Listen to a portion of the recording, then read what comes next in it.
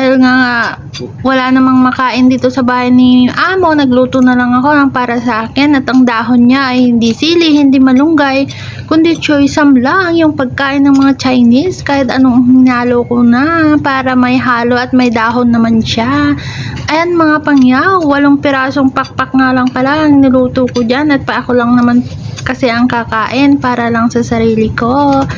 Ayan mga pangyaw, at naparami nga ako ng kain dyan kahit walang halo at masarap naman ang timpla, kaya simpleng-simple lang talaga. Pero nabusog po ako dyan mga pangyaw, nakatatlong hirit nga ako ng kanin, kaya grabe kasi gusto ko talagang pagpawisan, humigop ng sabaw. Grabe mga pangyaw, basta tinola at madalang mo lang matikman yung mga ganyang Pilipino food dito sa Hong Kong talagang mamimiss mo, mapakain ka talaga sa sarap na. Ayan mga pangyaw, sana mapanood ninyo to hanggang dulo. Salamat sa mga nanood at sumuporta ng aking video kahit wala na akong grupo na sinasalihan. Sana mapanood nyo din to.